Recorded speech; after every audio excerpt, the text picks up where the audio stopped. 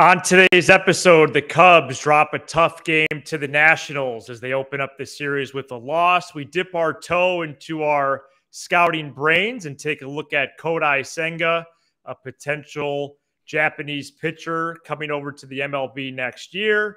And then we wrap up with some fan feedback. That's all on this edition of Locked On Cubs. Our Locked On Cubs, your daily Chicago Cubs podcast, part of the Locked On Podcast Network, your team every day.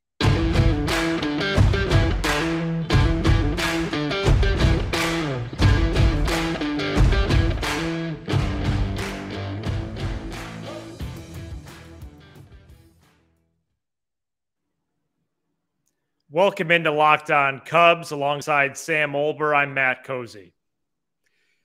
The Cubs dropped the first game of a series on a Monday evening to the Nationals. A disappointing loss in a string of what has been many for the Cubs this season. Many losses, that is. Whether they're disappointing or not is up to your evaluation as a fan. But going into a series in which a team is worse than you, and I would say by a lot, and then you have your number one pitcher right now on the bump, it didn't work out well for the North Sider, Sam.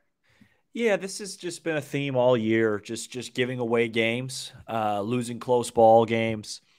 You know, there's a lot to take away from a game like this. To me, it's the combination of everything. It's a 3-0 lead with what's supposed to be your best pitcher on the mound, although you can make a case it's Justin Steele at this point. Right.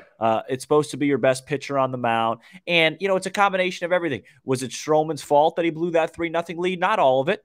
McKinstry, you know, had a couple defensive plays that he'd like to have back. Some balls found holes. But, you know, if I'm paying a guy $20-something million a year, I want him to dominate the Nationals. And his last two starts against the Nationals, technically he did not give up any earned runs today, but that doesn't matter. The Cubs lost both those games, and that's really surprising and frustrating. And that's what you get when you have pitchers, and I say this all the time on the show, that don't miss bats. You subject yourself to bad defense. You subject yourself to lucky hits. And then offensively, the Cubs struck out a bunch of times. What was it, 14 on the day? 14 strikeouts against a Nationals pitching staff that's the worst in baseball. I know Josiah Gray. It's good. He's had an okay year. Yeah, he's their best guy. But just a loss, like you said, Matt. You shouldn't have. You rally back after being down 4-3 to tie the game at 4. You give up the solo homer to Cruz. It was just, you know. This is the type of game we've been talking about on this show. When you look at the lineup every day, you know, I was watching the game with my dad today, who's been watching Cubs baseball for, 60 years. And he says, this isn't a bad, this isn't a bad lineup at all that they're running out there. It's not a bad lineup. I said, he goes, they're going to, they should be better. I said, yeah, of course, but they're not. So, these are the things that, we'll talk about who they're going to bring in. We're going to talk about all the different types of guys that can help this team. But it's not going to matter if they don't improve internally. Ross didn't do anything wrong today. This wasn't a Ross issue. I thought actually he pulled Stroman at the right time. Stroman this year, he's only completed 7 innings twice this year. And some of his better starts when he came off the IL were short because he hadn't been stretched out. And, it just seems like in the 5th, 6th innings a lot, sometimes it just kind of blows up on him. Yeah, and today in the 5th, it was, I dare say, brutal. I understand the McKinstry error happens and they're all unearned runs. Okay, good, cool. That's good for the box score, but I was at the ball game in which he last pitched.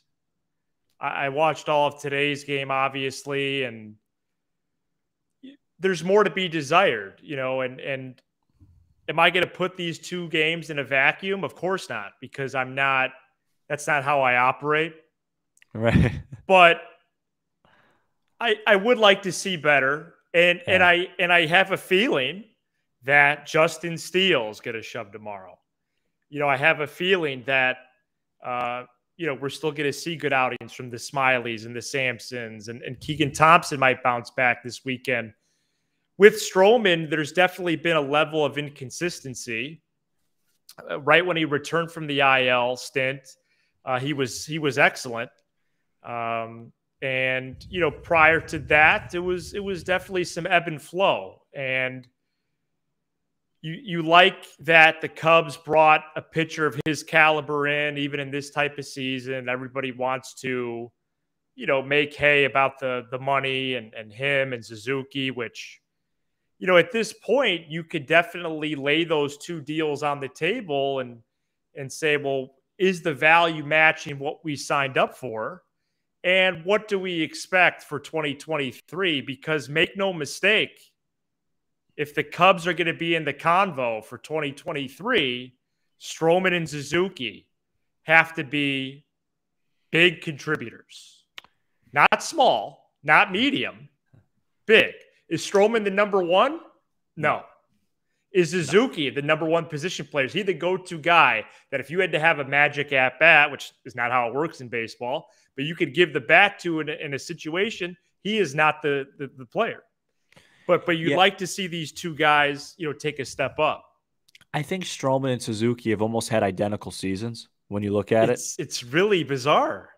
There's been some bright spots. There's been some bad spots. There's been some injuries. And then both have left a lot to be desired. And I have this, maybe it's a naive feeling, but I have this feeling that just when the team's good, those guys are going to be ready to produce.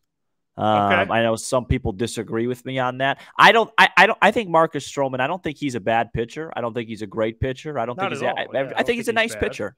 I think he's a nice pitcher. Mm-hmm. I think on a staff that's trying to win a world championship, he's a good 3. I think on a staff that's serious about winning, he's a 2-ish, 3-ish type, right in there. You could get away with him being at a 2 if you have a bunch of really good pitchers behind him.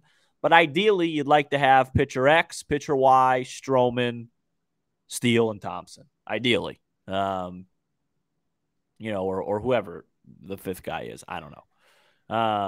But I agree with you. I think they've had really similar seasons. I think a lot left to be desired with Stroman is the exact way I would describe it. And same with Suzuki. I mean, he had a couple hits today, and, you're just waiting, and, it's just whatever happens. Interesting choice for an audio medium. Whatever happens this last month and a half, it's not going to matter that much. It's going to be about when they produce. Like with me with pitchers, I don't really, the totality of numbers sometimes deceiving. To me, Stroman just had too many big innings this year. Coors Field early in the year. Yeah, you've said that for a while. First inning against Tampa, the blow-up outing when they were wearing the City Connects against the Cardinals. Tonight, the game in St. Louis that Ross left them in. He's got to figure out how to manage big innings better. With Suzuki, I think it's a little bit more complicated. But it's a bad loss. It's a loss you watch the game, you go, how do we lose that game? How? Right, because you get 2 runs in the top of the first, and then Stroman has the bad inning. Well, and then you got another one from Happ who's starting to flash some power. Well, and there was just really no legit comeback attempt. But yeah, Happ 2 home runs, which is a really positive thing. Really positive, because it's like I tweeted out, if he could find a way to start hitting more home runs and keep his contact rate, you're talking about a guy that has a chance to be something. Wow. And Franmil in the top of the first, Oppo off the wall. Yeah, triple for the big fella. Yeah. So that was good to see as well. He's been fun. Horner, another rocket. It's just, you look at Tampa, you look at Cleveland, and you look at the Cubs, and you're like, okay. And why are those 2 teams top of mind? Because I'm about to tell you. Oh. Because I look at the Cubs lineup, and I look at the Rays lineup, and I say to myself, there's a 15-game difference between these 2 teams. 15 games. Same with the Guardians. Guardians have a little bit better of a lineup with Kwan and Jose Ramirez and stuff like that. But Happ, Contreras, Horner, Suzuki, all these guys. We're 15, 16 games behind some of these teams. Something, and today was not on Ross, so I'm not insinuating that. I got it. So it's just the connection, the complementary aspect of it. Something just doesn't fit with this current team. Maybe it's just bad luck. Maybe there's a lot of bad luck into it. Maybe it'll turn next year. I don't know. Well, we are going to talk a lot of starting pitching for the remainder of the show. We started with Stroman. We're going to end with some fan questions. In the middle, it's Kodai Senga from the NPB. We're going to get into him possibly joining the MLB next. If you haven't tried Built Bar Puffs yet, you are depriving yourself of one of life's greatest joys. And guess what? There's a new flavor.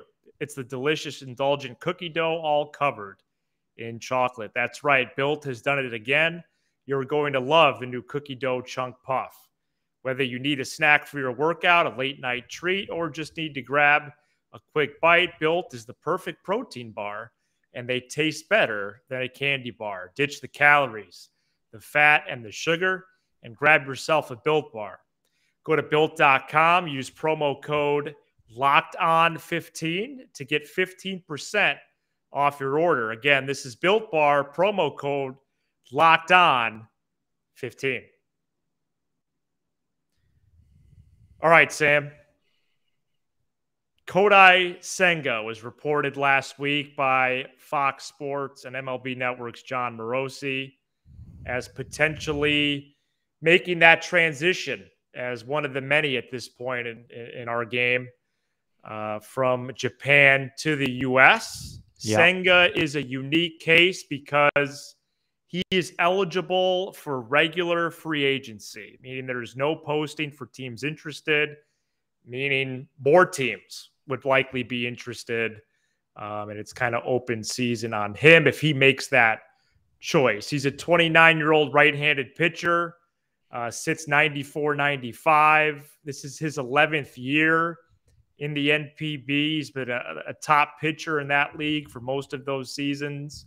And I'll give you his numbers from this season in a minute. But what intrigues you about possibly bringing in another Japanese player, but in this case, a pitcher?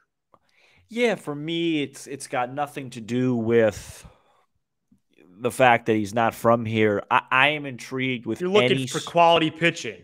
Yeah, I am intrigued with any sort of upgrade at the starting pitching aspect with the team. As right. I just mentioned, I really don't think the Cubs can go in and have Marcus Stroman start opening day and feel like they're really serious about being a playoff team next year. So whether it's DeGrom, whether it's Rodon, whether it's Minaya, or whether it's a guy like Senga, I will be very happy when the Cubs pull a trigger on a starting pitcher for free agency that I'm like, okay, this guy can start game one of a playoff series and go up against a Hall of Fame pitcher, and I feel like we got a great chance. I know across the board, I mean, his ERA pretty much every year is under 3. He's very consistent. Mm-hmm. I hope fans don't say, well, Suzuki hasn't had a great year this year. Those things don't really have anything to do with one another. Right. Suzuki could have a huge. What year about next Ohtani? Year. Yeah, so there's other examples of pitchers doing well. Anytime, any situation that the Cubs can upgrade at starter, I think they're going to do. I don't know who's it going to be. I definitely think he's a candidate. I don't think that this is like when we made a Juan Soto to the Cubs video just because why not? If there's a 1% chance it's worth a video with a player like that, this would be a serious option for the Cubs. Yeah. And I do wonder with Jed, would he be a little bit more apprehensive? Hey, we invested $100 million in a Japanese outfielder. Are we about to invest another $100 million? I wonder if that actually is relative, or are those two separate cases? I would guess they're separate cases. Yeah, and you have to think that Jed is the scouts are over there. Like the Cubs are sending people, and they're going to make sure that if they were to pay a high price, okay, let's roll with this guy. Right. But in 2022, and he's going to be 30 by opening day, but this year, 2.05 ERA over 16 starts, 105 innings, and his strikeout to walk ratio is 115 to 33. Oh. It would be really great if it was Senga plus one. We're going to get to it later in the show. I have a list I'm creating of 2023 free agents, Sam, and the pitcher list I'm going to read off, but I'm going to add Senga's name after this because I just think that's a position of need. And if you have first of all, a starter that's 94 plus consistently, okay, that's something different. You have a starter that's missing bats, which that much frequency. Okay, that's different. So you're just adding to the profile of what is the next good Cubs team. Right. And they need a lot of the Cubs have a lot of intriguing pieces and pitchers in their system, like Lindsey Crosby was saying on the show. But, they are missing blue chippers. Caleb Killian's not a blue chip prospect. He's not a guy that next year you pencil in to throw 180 innings. Do you know what I mean? Right. So, they're looking for blue chippers. They're looking for guys that are stars that could start. I don't think Marcus Stroman is a blue chipper. That has nothing to do with him. I think he's a solid pitcher. I think every team in the major leagues is going to be a better team if Marcus Stroman is their starter. But I don't think he's a blue chipper. I don't think he is a guy, like I said, you run out there, game 163, Wrigley's jumping, you're facing Corbin Burns and Stroman's on there now. Anything can happen. He beat Burns earlier this year, but I want more. I want to miss more bats. So let's see if Senga is better than the list of names we're going to give you, and we're going to hear from a listener coming up next. BetOnline.net is your number one source for all your betting needs and sports info. Find all the latest sports developments, league reviews, and news, including all things baseball. Head to betonline.net or download the app to learn more about the trends in action. BetOnline, where the game starts. Can't imagine, Sam, that there's many Cubs Nationals bets, right? You'd be surprised, Matthew. Okay. There's a lot of people that probably had Nats money line tonight when Nelson Cruz found the first row against Brandon Hughes. They erupted like it was the 2019 Nationals Club. Yeah, man, what a bad loss. It affects your mood. Oh, sure. I just get aggravated. These are the games that aggravate me because you've invested so much time. It's just inexcusable. You go out, you lose a ball game 12-2, pitcher doesn't have it, you're playing the Dodgers. But this game, I gotta watch the condensed game. I don't know if I would. There's so many games like this where they're up 3-0 and I go to the bathroom. You blink and they're down, and the game's over and they lost.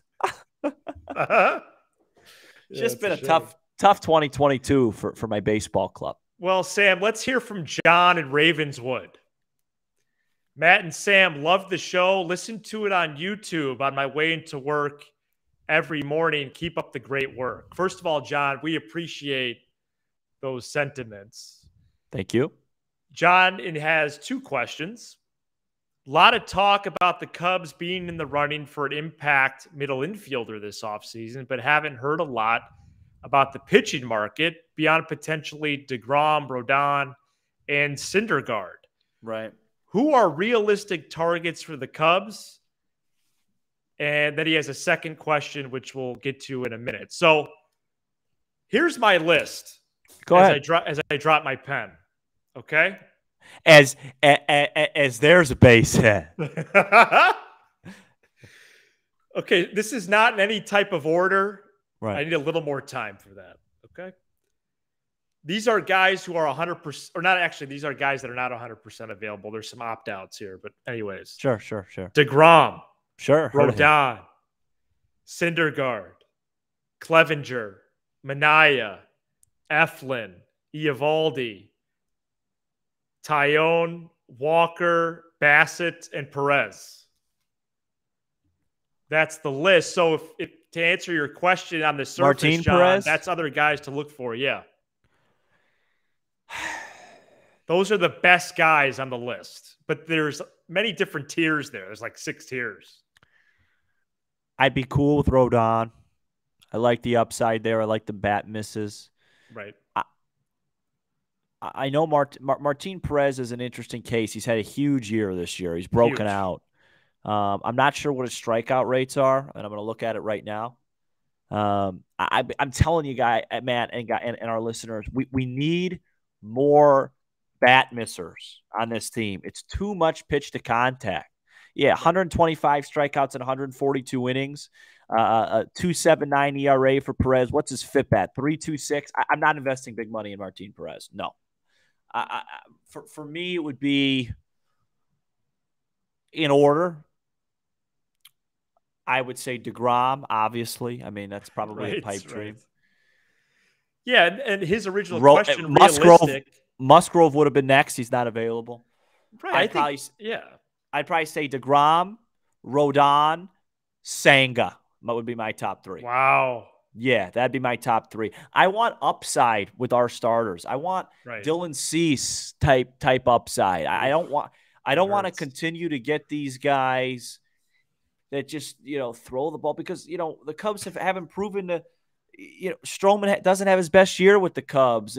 These pitch to contact guys are just struggling for the overall. Dallas Keuchel's out of the league. I don't know if it's because of the sticky tech. I don't know what it is, but it's like, it's just, I want more guys with, what stuff, Okay. 98 to 99, strike to ball sliders, six innings, 1 earned, 12 Ks once a month, something like that, where it's just like, we don't, because we don't, I want a pitcher where we know when he goes out, he's got his good stuff. They don't have a chance. I love it.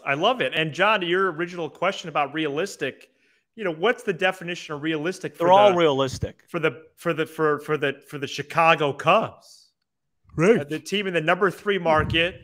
We know the kind of space they're going to have in their coffers, in their checkbook.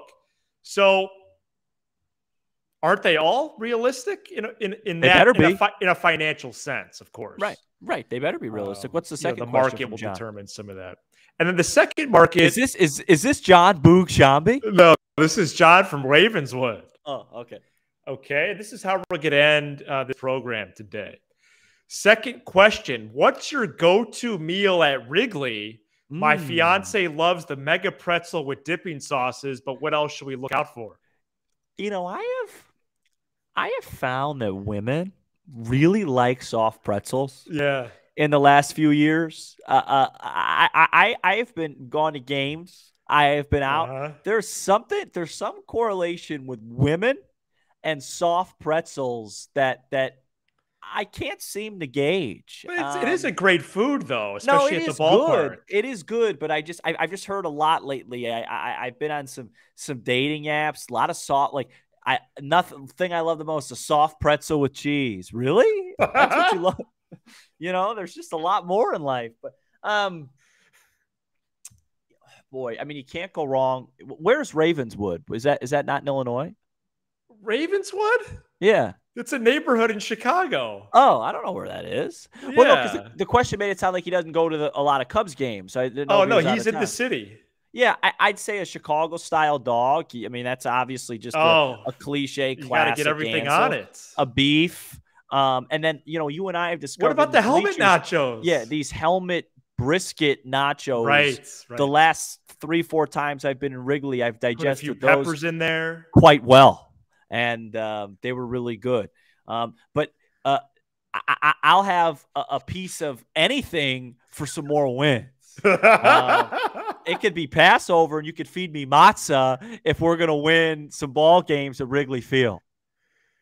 All right. Fun show despite the loss. The Cubs are back. It really wasn't. I'm upset. The Cubs are back at it on Tuesday in the nation's capital. Be sure to hit the subscribe button for Locked On Cubs on YouTube, as we did make the push over 1,000 subscribers last week. Apple, Spotify, wherever you get your podcasts. And remember, You can be like John and drop us a text, 312-834-4634. Thanks for making Locked On Cubs your first listen every day. Now make your second listen the Locked On MLB podcast. Paul Francis Sullivan brings humor, passion, unique perspective on every team and the biggest stories around the league. For Sam Olber, I'm Matt Cozy. This is Locked On Cubs.